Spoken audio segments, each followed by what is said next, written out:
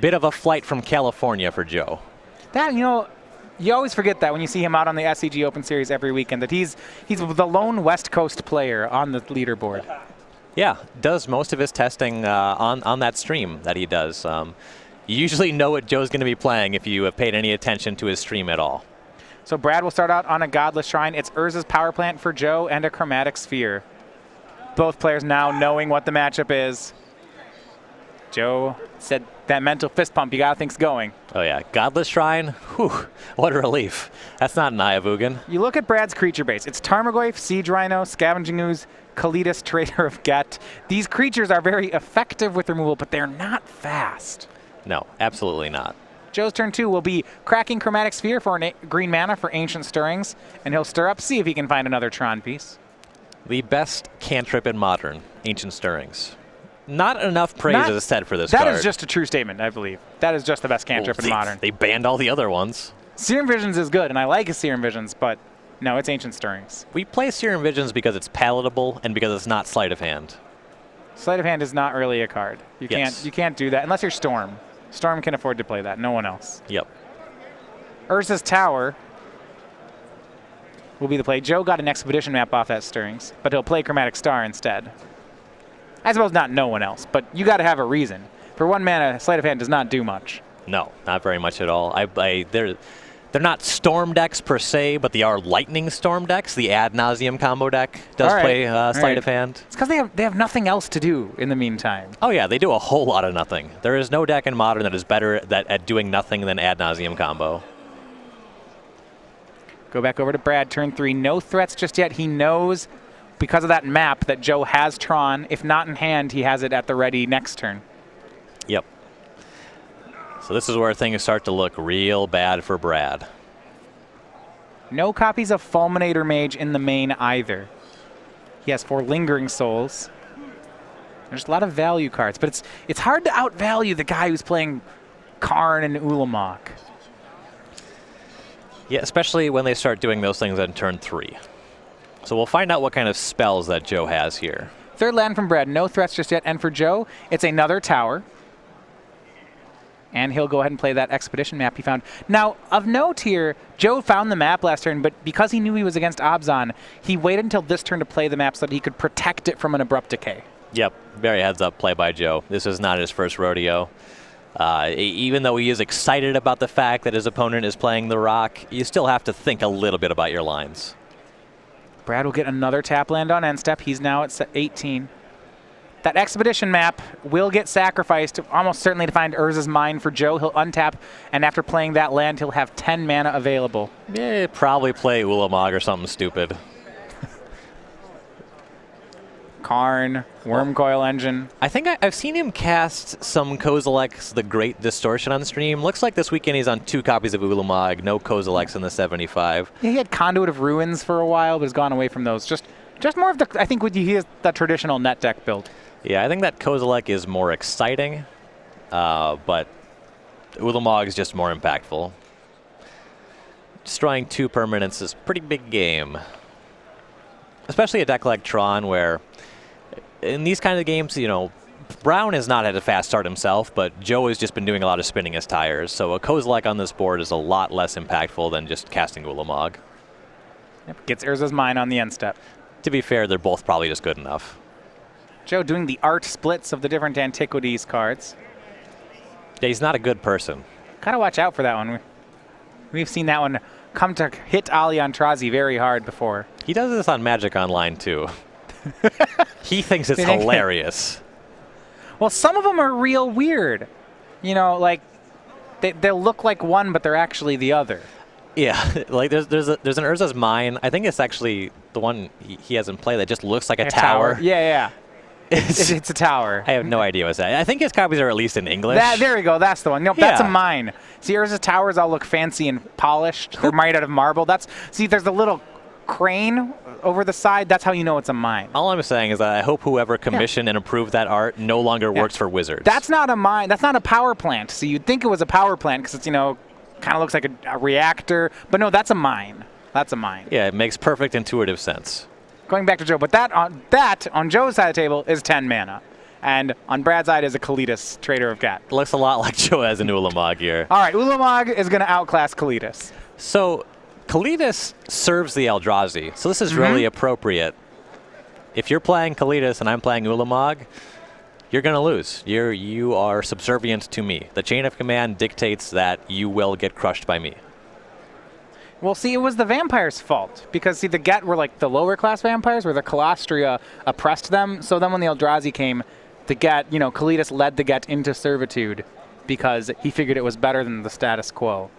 It's a story of class struggle. Kalitas is just a pawn in this. A timeless tale. We saw Joe take out white sources for Brad. Obviously, Path to Exile, the only thing that's going to stop this Ulamog from stealing this game. But yeah, well, there's not. Yeah, we'll see if he has a path, or will he exile 20 cards off the top of his deck? Nope, he's counting to 20. That's Ulamog. And really hoping that all 4 paths are not in that pile. And then hoping and praying for a lot more things on top of that, because this is not a good position for the Abzan deck. At what point when Joe starts going through all the cards in your deck, you just stop him and take the cards back and say, no, we're done. We're done. I think that I wouldn't even pass turn on my last turn if I was Brown. If you couldn't kill the Ulamog, you just pack it in. There's a good chance he hasn't had an opportunity to eat dinner yet today. It's been a long tournament. I might just concede match. That's extreme. It is extreme. It's playing for day 2. It's playing. He's got to try. That's fair. You have your long shots. It'd be a good story if you end up winning. His 3/4 does not look good here, though. Looks real bad. Does have lifelink. Yeah. And when you're getting cards exiled, lifelink means you get to put cards back in your deck. It's because that's the form of damage you're taking. It's also the form of life gain you get. Magic doesn't go quite that deep. I would fact check you on that one. I read it on the internet. I'm pretty sure that's how it works. I read it from a level 12 judge on Reddit, so it's probably true. Karn now for Joe. He'll Ancient Stirrings into that and has the mana to cast it. So why not? Do anything. Hasn't played a land yet. He could, Yeah, that's probably going to be important. 10 mana is it's not infinite. Yeah. Here's 7. All right, we'll play Karn. Looks good here. Well, exile a land, a Kalitas, maybe a card in Brad's hand. Sure, it seems like a good choice. I'll take the Temple Garden. Well, let's see. He exiled the land, but now the Karn could die to the Kalitas. It could. This is a bad spot. Yeah. It's going to play Chromatic Sphere. See, that won't block. That won't block for the Karn. This could be a misstep by Joe. Brad will get 3 life points. He'll go to 10. Ulamog's a 10/10. Maybe we got that. Brad will fetch. We'll see if he has a fetchable land left. Ulamog did ceaselessly eat half his deck. That would be quite unfortunate if the Exiling effect removed all of the white sources that Verdant Catacombs could find. That's not impossible. Yeah. Yeah. I wasn't kidding. There aren't that many. There's a Plains. A Godless Shrine and a Temple Garden. In particular, the green-black fetch land, that's the one that's most likely to miss after that exile effect. Well, it looks like Brad will just sacrifice down to 0 lands there, and we'll be on to game 2. So if he conceded that game 3 minutes ago, he would miss out on the dejection of cracking a fetch and failing to find. Yeah, I agree with that. These are small victories. Might miss out on the dinner special at the restaurant nearby. There's a lot of reasons you gotta. If he misses happy hour, he's going to be double unhappy. He's gonna have to pay full price for appetizers. That's just not how you want your day to end. All right, we're gonna go to the sideboards here. Brad Brown needs help. Game 1 was a massacre. Let's look at some of the cards he has. All right, we have Fulminator Mage. Great. It interacts. I'm down. We have half the copies we could have. Probably feeling a little bit bad about that right now. We have Stony Silence. Stony Silence is actually great against Tron. Yes. On the play, getting that online before Joe has the ability to crack an Expedition map can actually really slow down Joe's ability to set up Tron. So that is a good card. Okay, so we can Stony Silence Joe early. We can blow up some of his lands. Then Kalitas will swing 7 times and we'll win. Yeah, probably. All right, just how we drew it up. I can't see any way that could go wrong. Let's look at Joe's side. Traditionally, he has no sideboard cards for this matchup. And why bother? Today he has some Thrag Tusks. Sure. Sure, that's fine. He doesn't need them, but I think he'll take them. Yeah, Relic of Progenitus is another card where it's like, yeah, Brad's playing Tarmogoyfs, he's playing Lingering Souls, whatever. Now, what do you feel about Sacred Ground? Joe actually does have sideboard cards here. This is a fun white enchantment. It's white and 1. I believe the card was originally printed in Stronghold. The text on this card is that if a land would be put into a graveyard from play, you just return it to the battlefield. Okay. So that'll work against Fulminator Mage. Joe actually has a a command that when you talk to the bot on his stream, you say command white enchantment in Joe's sideboard, it gives you the text of Sacred Ground. Wait, really? Yes, it's a pretty great command. It's just everybody asks it all the time. That's very specific. You have to type white enchantment in sideboard? Yeah, white enchantment. I think it catches on a couple different commands. All right. Well-trained bot. That's great. They're learning.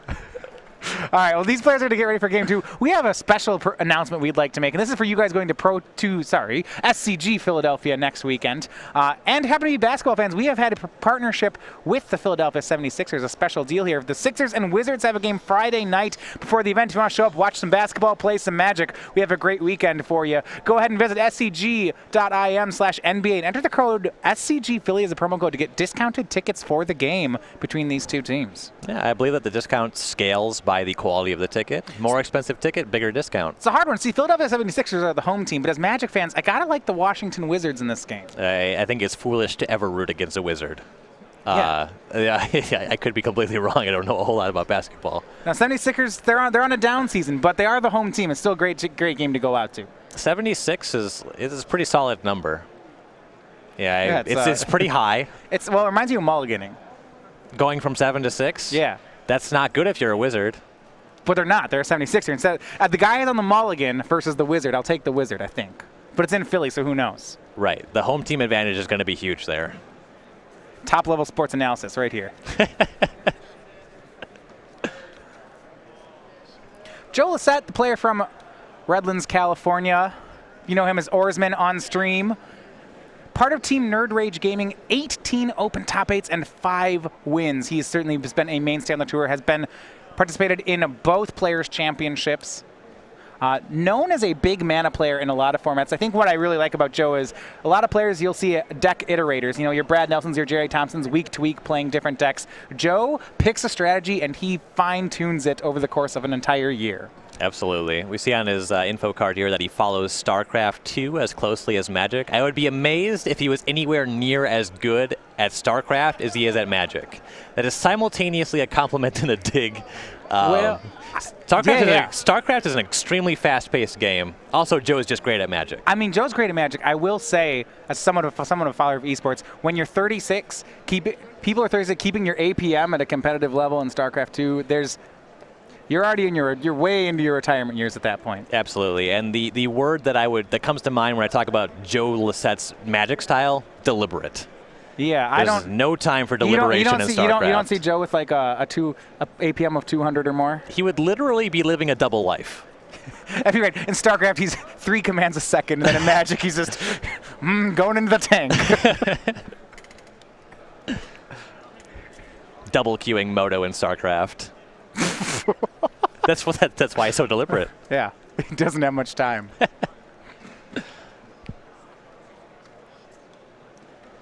No, very deliberate player, strong player as well. This matchup, he's glad to be back out of that Eldrazi bracket and back into the tried and true of the rest of Modern. Oh, thank God. Somebody is still playing Abzan. I know how to do this. This is great. I've been here many times. Now, what's interesting, how do you feel about these decks like Abzan when the field starts turning to Eldrazi? I mean, an all-kill spell approach is not unreasonable against Eldrazi. Yeah, if you're able to keep pace and your removal spells actually line up reasonably. Let's take a look at what we have for removal spells. Path to Exile, a lot of people are playing that against Eldrazi, so that one just lines up across the board at any point in their curve. Abrupt Decay will take care of Eldrazi Mimic. Yeah, can be a little bit behind on curve. Abrupt Decay has the problem that it doesn't have many targets. Yep. Liliana of the Veil, though. Yep. empty out the rest of their hand, make them sacrifice a big creature like a Thought-Knot Seer. Thoughtseize on turn 1 is also a very good play against Eldrazi, particularly if it's one of those games where they have to mulligan aggressively to find the Eldrazi land, then Thoughtseize really shines. Yeah, you're right, though. Abrupt Decay and Inquisition of Kozilek, historically very good cards, could be tough against the Eldrazi deck. Yep, the main deck Damnation, probably a direct nod to Eldrazi, actually. All right, underway with Game 2. Brad is going to start out by developing his mana, and for Joe, we're Troning it up. Urza's Mind's the first play into Chromatic Star. It's got to where it does. Brad have something like a turn 2 Stony Silence. He has some cards to cheese Joe out in the sideboard, and he's going to need them. Oh yeah, Stony Silence here would be huge.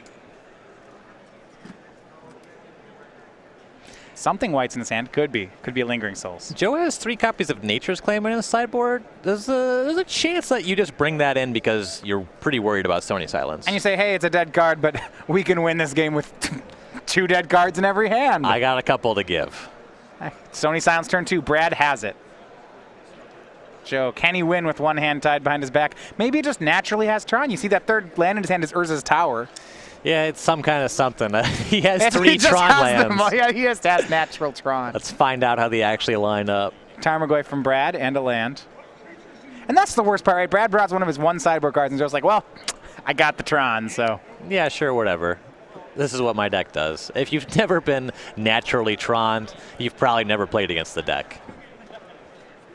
And he has the basic forest, so all cylinders for Joe. Here's the forest. Here's an Ancient Stirrings.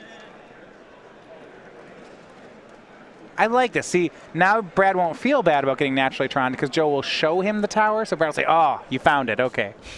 He doesn't know that Joe just didn't want to. He'll probably still feel pretty bad when he gets turn 5 Ulamogged. Yeah, no copies of Ugin in Joe's deck, so it's just Ulamog and Karn to get rid of the Stony Silence. And speaking of Karn, there he is. All right.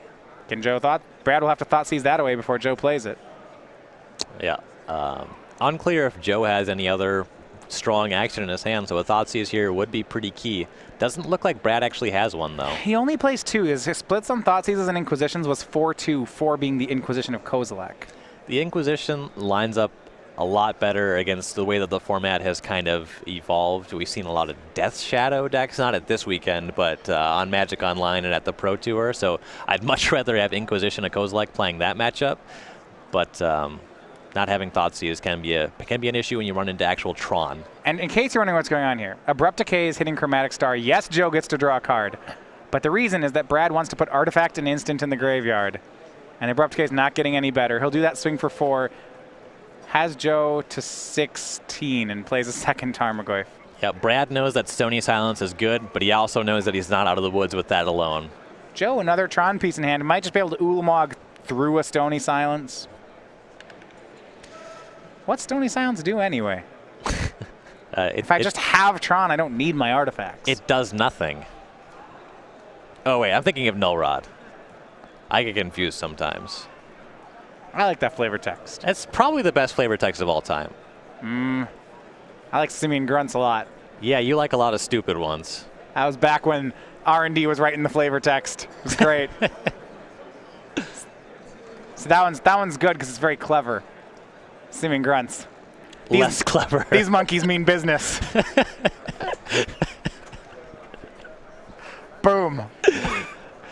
Block. That is on the level of Root Greevel. Let's get Root Greevel on screen. I got another one for you. I got another one. It's great. How about School of Piranhas? Oh, God. You read this one? This one's good. This is good. This is back when all the flavor text was the best part of every card. Karn is going to be played for Joe Lossett. That'll exile a Tarmogoyf, go down to 3. There's a card with no room for flavor text. Yeah. Some schools aren't worth getting into. Like that one. That's the implication. It's great stuff. It's going to be a discard spell. A Thoughtseize from Brad. He actually has a chance to get rid of the Ulamog. Ulamog's second Karn and Oblivion Stone. This is... I mean, he has to take the Ulamog, right? There's the... Joe's hand has Urza's Minds. That's up to 10 mana and Ulamog. I don't know if Brad can reasonably take anything else. Yeah, the only way that you would ever consider taking the Karn is if you had access to a Path to Exile and you felt like you could win this game down 2 permanents. If you just let Joe have Ulamog, then the Ulamog is going to get rid of the Stony Silence, get rid of something else, and then the O-Stone is actually online. There's no way you leave him with Ulamog here. It's only one of the 2 Thoughtseize in Brad's deck, so what you have to remember is that this post-board draw, turn 2 Stony Silence and actually hitting one of his Thoughtseizes are among the best draws Brad can have in this matchup. Yeah. It's missing a Fulminator Mage. That's the last piece he would want. But a Fulminator Mage would be huge here.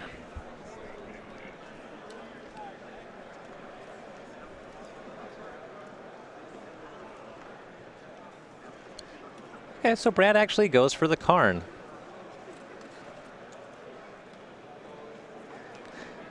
I assume that this means that there's some kind of answer to the Ulamog looming in Brad's hand.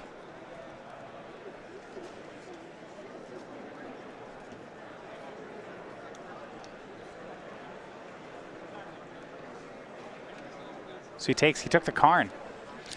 Yeah, he just has to have a path here. I can't think of any other way to justify that play. Well, here's Ulamog.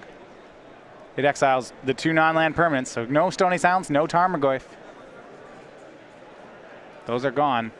You're absolutely right. Path to Exile takes care of the Ceaseless Hunger. Yep. So some good exchanges for Brad, though. At this stage in the game, Joe's starting to pull ahead. When both players just have lands, Joe has much better top decks. Yeah, so we're waiting until Joe finds one of his Eye of Ugin, right? Oh, that one would just be huge. The game would basically be over if Eye of Ugin showed up to play. You get access to drawing Wormcoil Engine every turn, or something bigger, the second copy of Ulamog.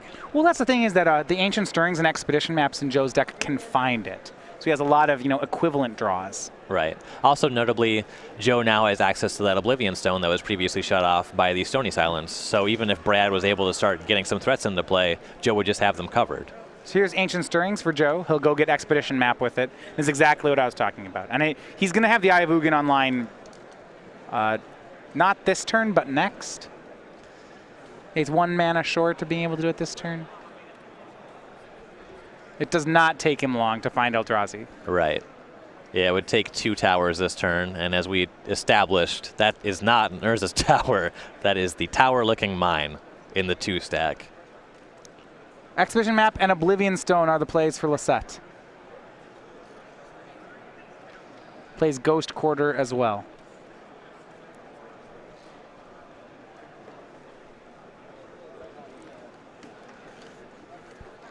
Ghost Quarter would block for any potential crumble to death. Oh, no, this is Abzan. This is not Jund. So crumble to death's not even an option. Right, that's the thing. Abzan is even worse against Tron than Jund. Yes. It doesn't have the option to have as hateful of a sideboard. It gets Stony Silence, I suppose, which is very good. Mm-hmm. Now when Joe just has Tron. Ulamog will not be silenced. Stony or otherwise. You can exile him. Land for Brad, passes the turn. His value game plan, just not operating on the same axis as Tron. No. Joe refers to Tron as a combo deck. All right, Joe Lossett, you're losing points with me, but you can keep going with the explanation. And what he says is, if you just put Karn in your deck, you're not casting it until turn 7. So he considers Tron a combo because you lock up games by doing Wormcoil Engine and Karn level things on turn 3. What we're seeing in the way that this matchup plays out, it's actually just a really big version of the Rock. I got a different definition of combo deck. Okay. You are definitely among the least interested people in that definition. I play combo in every format, and Tron is wholly uninteresting to me. You play combo because you want a big turn where you do lots of cool things and broken things, and Tron's coolest turn is land, thing, go. It's not turning my crank, okay? But Urza's power plant, mine, and tower combine. I get it. I get that they have each other's names on the card. They combine to generate 7 mana. Yeah, okay. Making this a combination deck. That's like saying Phyrexian Obliterator combos with 4 swamps. Look at it. I see that you're familiar with Reductio ad absurdum. Found as a combo with Urborg. Does that make my Urborg Obliterator deck a combo deck now? It's a combination. See, it's a combination of Urborg and Obliterator. I'm comboing you. Tap 4, 5/5, go. We see Joe's. You got comboed. Joe's combo deck is firing on all cylinders. He's generated a Wormcoil engine. And then said go. Oh, it's the combo draw again. All right, back over to Brad. A fate counter put on Wormcoil engine from Oblivion Stone. That means if Joe decides to crack the Oblivion Stone, which he probably won't, the Wormcoil engine won't die. Yeah. That does actually, in a roundabout way, mean that if Brad wants to path to exile the Wormcoil engine, Joe can't just blow up his Wormcoil in response. Yeah, he'll get pretty heavily punished. Fortunately, he'll find another. His Eye of Ugin's still in play. He'll be forced to activate his eye and find another creature. Back over to Brad. 9 life. He took 6 off the Wormcoil. Joe at a healthy 22. Lingering Soul's not going to do anything here. It has become apparent to me that Brad is not interested in the happy hour specials. Now he wants, yeah. More of a main course guy. Yeah. Liliana will -2 to get rid of the Wormcoil engine. I think we're going to see Joe finding that second Ulamog here in a second. All right, here's some Lingering Souls. They will block the worms for a turn, maybe 2. If he flashes it back, then Joe might have to crack the O-Stone. Unlikely. He won't have to, but he might choose to. I don't know. Joe will activate Eye of Ugin again. He'll find Wormcoil. Just Wormcoil. It's also it's possible. I don't know. I wouldn't do it, but maybe the second Ulamog's in the sideboard. I mean, Brad's plan here is to kill spell all of Joe's Wormcoil engines. If that sounds bad to you, that's because it is. But it is definitely his best game plan. Joe's putting a fate counter on a worm token. Chose the Death Toucher over the Lifelinker. When you tell your friends about your match and part of the story includes, and then my opponent put a fate counter on his worm token, that's not a winning story. As he swings both worms. We'll see if they're at Liliana or at Brad. Both seem about 100% to win.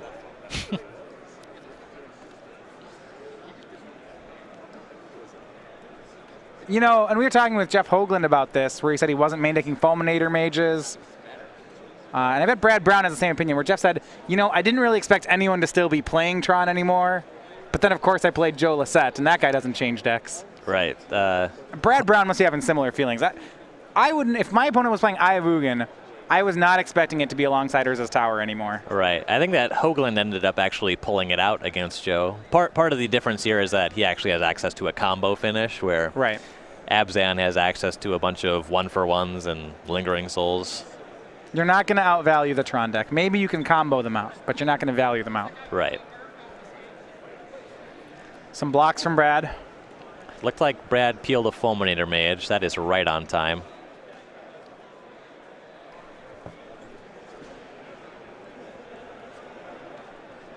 Lifelink will put Joe up to a slightly higher number than he was previously at. Yeah, there we go. Here's Fulminator Mage, can break up Tron. Yeah, Joe discarded a Nature's Claim there, so he does have access to those for the Stony Silence. Makes sense. Flashback of Lingering Souls for Brad. So if Joe got 3 game rule violations in this game and we went to a 3rd game, we know about the Nature's Claim.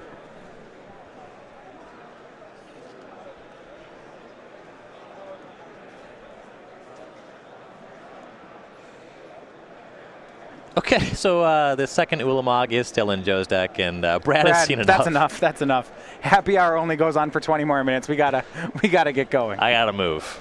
Thanks for the games, Joe. Congratulations to Joe Lossett, number 4 on the leaderboard right now. He's hoping to get one of those top 3 spots, and a day 2 performance this weekend will certainly net him some extra points. With that win and a 7-2 record, Joe moves on to play tomorrow. Yep, cautiously watching to see if the other players on the leaderboard have made day 2 of this event, but Joe has done his job.